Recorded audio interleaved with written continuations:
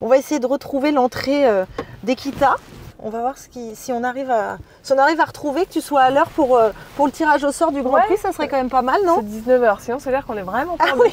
Je crois que c'était 18h, ça va, on a un petit peu de marge.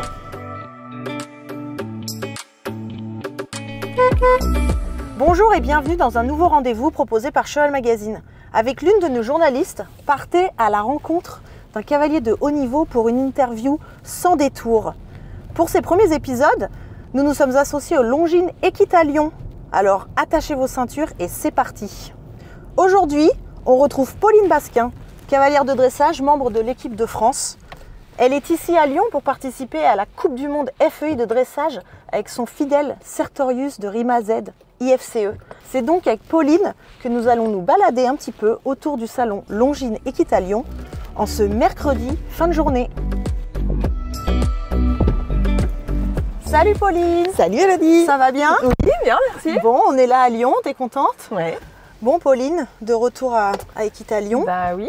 Qu'est-ce que ça fait un peu d'être ici? C'est un concours un peu particulier pour toi quand même. Moi je suis ravie d'être là avec Sertorius. C'est vrai que ce sont nos meilleures performances à Lyon, donc c'est un concours où j'aime venir. Je crois que Serto aussi aime bien être là. Et puis j'ai à cœur de bien faire devant ce public français qui nous a vraiment bien accueillis l'année dernière. Oui, et puis ce public français qui te sourit, puisque finalement, quand même l'année dernière, il y a aussi eu l'aventure olympique extraordinaire et oui. À domicile, c'est toujours un petit peu particulier. Donc voilà, c'est justement ici à Equita Lyon, tu le disais toi-même, là où tu as fait tes meilleures performances en Coupe du Monde. Enfin, ça t'a lancé en tout cas, puisque c'est ici que tu avais fait la première fois la barre des 80%. Ouais. Donc j'imagine que c'est quelque chose dont on se souvient dans une carrière de cavalier. Oui, c'est quelque chose dont on se souvient. Il y a la barre des 80% et puis ses premiers podiums aussi. La victoire à Madrid surtout. La victoire à Madrid. Historique. Oui.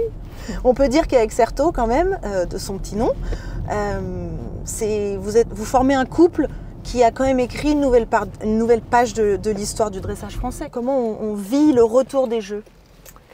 Le retour des Jeux, on est un peu sur un petit nuage. Surtout quand ça s'est pas trop mal passé. Ouais. Surtout quand ça continue comme à Equita l'année dernière. C'est vrai que l'accueil du public a été vraiment incroyable. Et puis la performance était là aussi. Donc c'est vrai que quand ça continue, les Jeux, quand la belle histoire des Jeux continue sur la compète, on le vit bien. Il y a beaucoup de cavaliers qui parlent un petit peu aussi de parfois l'après-jeu. Il y a tellement d'engouement, il y a tellement d'attention autour de vous. Parfois le retour est un petit peu brutal. Est-ce que tu as vécu un petit peu ça toi personnellement ou... Moi j'ai pas l'impression d'avoir vécu ça. Alors après je suis dans un cadre un peu particulier parce que au Cadre Noir, je suis pas toute seule dans ma structure, donc je me suis pas retrouvée toute seule. Je suis rentrée des Jeux le dimanche soir à 20h. Le lendemain matin, j'avais un créneau d'entraînement pour le Cadre Noir et le surlendemain, j'avais une matinale. Donc j'étais tout de suite dans le bain. Ça permet aussi de rester les pieds sur terre. Après, j'ai réussi à faire une bonne coupure quand même. Je suis partie en vacances avec mes enfants, une vraie coupure. Et je pense que ça m'a fait du bien et je suis repartie en septembre avec de nouveaux objectifs en tête. Et les Jeux, ils étaient encore là, mais c'était passé. C'était vraiment optique future. Tu t'es pas sentie, non, j'ai pas senti de coup de mou ou autre. Et alors, tu le dis toi-même, évidemment, tu étais écuyère au Cadre Noir. Donc toi, tu as un peu de deux casquettes, cavalière de haut niveau et à la fois... tu fais partie d'une institution française reconnue dans le monde entier. Est-ce que c'est un équilibre dont tu as besoin de continuer d'avoir aussi cette casquette d'écuyère? Parce que comme tu le dis toi-même, tu as les galas, tu ne fais pas que monter des chevaux en concours. Oui, j'ai même 3 casquettes parce qu'on est formateur aussi à l'IFCE. Donc j'ai des élèves aussi qui viennent en formation et pour moi c'est vraiment important d'avoir ces 3 missions. Pas que la compétition, d'ailleurs elle est plutôt arrivée un peu tard par rapport aux autres. C'était d'abord priorité au Cadre Noir et puis j'ai eu la chance avec Sertorius de pouvoir faire des beaux concours. Donc évidemment la priorité a été la compétition, mais c'est vraiment mon équilibre de pouvoir faire les 3. J'ai vraiment envie et besoin de faire ces 3 missions. D'accord. Bon là on fait un petit tour en voiture autour du salon Equita. Est-ce qu'il y a un truc toi qui t'agace un peu quand tu conduis? Est-ce que tu es meilleure conductrice ou meilleure copilote? Copilote, je déteste les embouteillages. Mais je déteste les embouteillages, ça me rend hystérique. Alors t'es bien à Saumur en fait. Je suis bien à Saumur, pas trop à Paris. Mais presque 5 voitures au rond-point, c'est un embouteillage pour moi. Ah bon, il ne faut pas venir trop dans Paris alors. Non. Et copilote, t'es plutôt du genre à t'endormir ou plutôt à suivre la carte ou le GPS? Si on a besoin de moi, je suis un bon copilote, mais si on n'a pas besoin de moi, je peux m'endormir. Et alors quand tu conduis, est-ce que tu es du genre à chanter un peu dans la voiture ou pas trop? Si je suis toute seule, oui, je chante. Est-ce que tu as un truc en particulier que tu aimes bien, une chanson ou un chanteur même Dalida. Ah oui, ah bah ça c'est... Dalida, Mourir sur scène, je peux le chanter très très fort dans la voiture, mais que quand je suis toute seule. Donc il est en favori dans ta playlist en clair? En voiture, il peut l'être, oui. On disait que tu as plusieurs casquettes dans ton métier de cavalière. Est-ce qu'il y a un truc qui fait que tu aimes vraiment ton job? Ce que j'aime vraiment dans mon job, c'est la relation avec le cheval. Ouais. Moi, j'étais cavalière d'obstacle avant, je suis cavalière de dressage aujourd'hui. Pour moi, c'est la même chose. C'est vraiment cette relation avec le cheval. Alors après, on ne fait pas exactement la même chose, mais ça reste de l'équitation et ça reste ce rapport et cette connexion qu'on a avec les chevaux qui est importante pour moi. On a parlé un peu des très bons résultats et puis cette année, c'était un petit peu une saison en dents de scie, on va dire. Comment tu t'analyses un petit peu le bilan de ce que tu peux tirer, voilà, un petit peu de cette année, son bilan. Ouais, c'était pas ma meilleure saison, c'était pas ma préférée. Après, ce qui ne tue pas rend plus fort. Ça m'a permis aussi de remettre pas mal de choses en question, de réfléchir. Pourquoi? Est-ce que tu as trouvé déjà un peu des réponses à tes questions ou... Oui. Physiquement, le cheval, il avait un petit quelque chose qu'on n'arrivait pas à déceler et on a enfin compris ce que c'était, mais c'était un peu tard, juste avant les championnats d'Europe. Là, ça a l'air d'être reparti. On verra ce week-end à Lyon, mais en tout cas, au travail, il est vraiment sur une bonne pente parce que je l'ai retrouvé comme avant. Un cheval vraiment qui a envie de jouer avec moi, un cheval qui est bien physiquement. Et justement, quand tu as vécu presque 3 saisons de rêve, alors tu as commencé vraiment en 2022 avec lui dans les équipes, dans les grands championnats, mais avoir une saison comme ça qui retombe un peu, comment tu as géré un petit peu ça émotionnellement parlant et même mentalement parlant? C'est là justement où c'est important pour moi d'avoir mes différentes missions parce que je peux me raccrocher aussi aux autres, à la formation, au cadre noir et puis je pense que j'ai un bon équilibre familial aussi. Pour moi c'est important, j'ai pas que la compétition.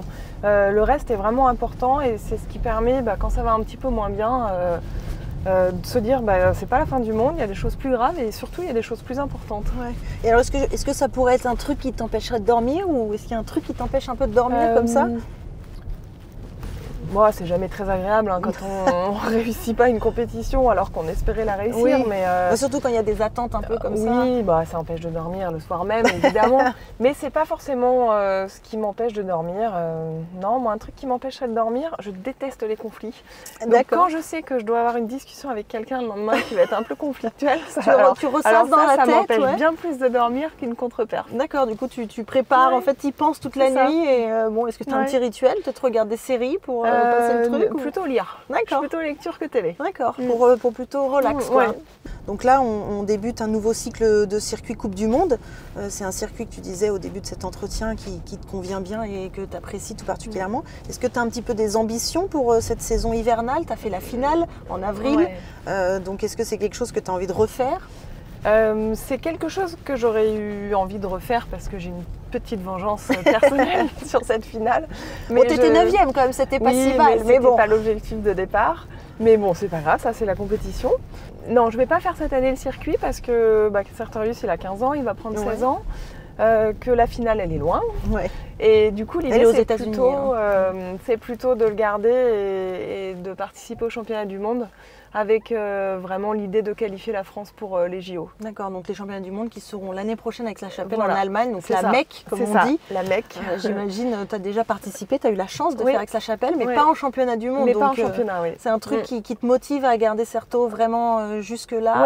Oui. Après, Certeau, il nous dira quand il aura plus envie de faire du concours. Je le connais suffisamment. Là, il a l'air d'être parti. Donc, oui, l'objectif, c'est de participer à ces championnats du monde avec vraiment cette envie de qualifier la France pour les JO. Oui, parce que donc, la France, elle, aura la possibilité de se qualifier pour ces JO au championnat du monde l'année prochaine et ensuite aux championnats d'Europe qui se tiendront dans 2 ans. Donc, il n'y aura pas trop le droit à l'erreur. C'est ça. Est-ce que tu as déjà un petit peu des idées d'autres étapes Coupe du Monde que tu vas peut-être faire dans l'hiver ou tu n'as pas encore Non, il n'y en aura pas d'autres. D'accord, donc vraiment Lyon, c'est pour le public français, c'est l'étape qu'il ne fallait pas manquer. Parce que Lyon, j'aime ce concours, parce que c'est en France, parce que c'est un concours incroyable. J'avais vraiment envie de venir à Lyon, mais il n'y aura pas d'autres Coupe du Monde. D'accord. Donc l'hiver, il va être programmé. Qu'est-ce qui va être programmé pour cet hiver un petit peu pour toi et peut-être une relève que tu prépares? Oui, j'ai un cheval que j'aime bien, que je prépare, mais bon, tant qu'on n'est pas au salut final du Grand Prix, on ne sait pas s'il fera Grand Prix. Je pense qu'il est bon, mais il n'a jamais trop fait de concours. Je l'ai commencé un petit peu en gala pour le routiner un peu et pour lui, comme on dit, lui faire voir du pays. C'est un bon cheval. Maintenant, il est assez sensible, pas facile. Donc on verra. C'est un cheval de quel âge? Il a 10 ans. D'accord. Mais il a eu un souci de santé, de cornage. Donc il a été opéré, on a perdu beaucoup de temps, on a perdu 1 an et demi. Donc ça, potentiellement, ça serait une relève parce qu'aujourd'hui, tu le disais, voilà, Certo, il a 15 ans. Il est encore en grande forme. En tout mais cas, tu as accumulé une expérience qu'il faudrait mettre maintenant à profit pour d'autres chevaux, pour le haut niveau? Je crois en ce cheval-là.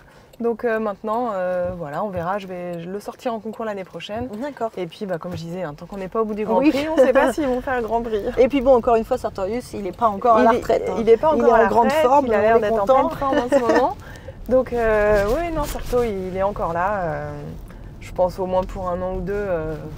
Facile. Et alors, dans son tempérament, si on pouvait comparer entre Certo et toi, quel serait le personnage des 7 nains que vous seriez? Moi, je serais plutôt joyeux, je pense. Ça m'étonne pas trop. Tu as quand même toujours le sourire, même quand tu sors de piste et que tu n'as pas fait un top résultat. C'est quand même assez agréable, je dois admettre. Oui, c'est plutôt mon caractère, d'être plutôt un peu optimiste et positive et plutôt d'aimer sourire que de râler. Certo, il n'y a pas de nain qui le définit. Il n'est pas très grand. C'est pas péjoratif, mais il n'est pas très grand. Ça serait un nain plutôt un petit peu guerrier. Un petit peu combatif. Un peu combatif, ouais. Il a quand même une histoire un peu particulière, ce cheval. Non, je faudrait les 8 nains. Donc on l'appellerait combatif, On l'appellerait combatif. Ouais, c'est pas mal. Ouais. Quel regard tu portes un peu sur ce qui s'est passé cette année au championnat d'Europe à Crozet? C'était encore très proche, les résultats. Et Justin qui débarque, finalement, ça fait 1 an qu'il est là à peine. Oui, même pas 1 an. Oui, parce qu'il a commencé en Coupe du Monde l'année dernière un petit peu. Et quel regard tu portes un peu sur cette belle histoire, on va dire? Moi, je suis contente qu'il y ait un nouveau couple. Je suis contente qu'il y ait une nouvelle nation aussi. Ça veut dire que c'est pas complètement fermé. Que c'est pas que les Anglais, les Hollandais, les Anglais, les Allemands. Et que quand il y a un nouveau couple qui est bon, et il a sa place et il peut se retrouver en haut du podium. Il peut être en médaille d'or. Parce qu'on dit souvent en dressage, c'est toujours les mêmes qui gagnent. Quand il y a des nouveaux, on ne met pas les points. Mais finalement, on voit que ça prend une direction un peu différente. Là, en tout cas, pour Justin, Évidemment, si jamais la France, on l'espère, décroche sa qualification directe pour les Jeux Olympiques de Los Angeles en 2028, bon, peut-être que Sartorius sera encore un petit peu... Est-ce qu'il sera encore frais pour cette époque-là? Bon, on a vu des chevaux. Dalera l'a gagné à 17. C'est lui qui nous dira. Après, c'est un petit cheval souple, alors ils vieillissent mieux quand même que les grands tout raides. Oui. Après, c'est quelque chose, revivre les jeux, c'est quelque chose, j'imagine, que tu as envie de refaire. Oui, bien sûr. Une fois qu'on a fait les jeux une fois, on a envie de les refaire. Après, j'ai bien conscience que les jeux, comme à Paris, on les revivra jamais. Mais cette ambiance chez nous, à la maison, c'était incroyable. Bon, après, on peut pas le revivre. Les Américains, normalement, ils sont pas trop mauvais en ambiance. Je pense que mais ils sont un peu chauvins, on va dire. Ça sera pas notre public quand même. Non, ça ne sera pas notre public. Ça ne sera pas notre public, ça ne sera pas pareil. Et comment tu te vois un peu dans 10 ans, ne serait-ce que même au cadre ou en tant que cavalière de haut niveau ou même peut-être enseignante? Est-ce que tu enseignes beaucoup? Oui, j'enseigne beaucoup. J'enseigne beaucoup au cadre, j'enseigne un petit peu à l'extérieur. Moi, j'adore entraîner, j'adore enseigner. C'est vraiment notre cœur de métier. La transmission, c'est quelque chose vraiment qui me passionne. Et j'aimerais bien, pourquoi pas entraîner une équipe jeune, faire un pôle France. D'accord, bon, c'est petit message direct pour la Fédé, là, c'est ça? Tu peux envoyer ton CV, peut-être? Je crois qu'ils te connaissent plutôt pas mal. Bon, je me suis trompée de route, on fait un petit détour, ça te dérange pas? Ça me dérange pas. On est toujours à l'heure pour 19h. Bon, ça va, alors. Bon, on te reverra pas trop de l'hiver, alors, c'est ça? Non, je ne pense pas. Bon, tu vas en profiter pour travailler tes gammes. Est-ce que tu as déjà un petit programme dans ta tête? Il y a des nouveaux concours en France en plus. Oui, mais Bordeaux, je pense que je vais redémarrer à Bordeaux. Ouais, donc ça sera en indoor quand même. Oui, ça sera en indoor quand même. On va faire une petite pause déjà là après, mais bien retravailler les bases, les choses simples. Ouais. Et j'ai la chance à l'école vraiment d'avoir des kilomètres de pistes extérieures. Ouais, ça c'est cool. Hein. Plein de carrières, plein de manèges. Donc l'idée c'est vraiment de l'emmener un peu partout, qu'il soit pas blasé. Changer un peu le moral. Voilà. Ouais. Faire beaucoup d'extérieur surtout dans un premier temps. Merci d'avoir partagé cette petite aventure routière avec moi. C'était très sympathique. On te souhaite tout le meilleur pour le début et la suite de cette édition 2025 de Longines Equitalion. Une caresse à Certeau. Avec plaisir. Il le mérite. Il le mérite. Tac. Bon bah écoute, c'était cool en tout cas, merci beaucoup. Merci Amélie. Et puis bonne chance pour demain. Merci. Hein. Salut. Salut.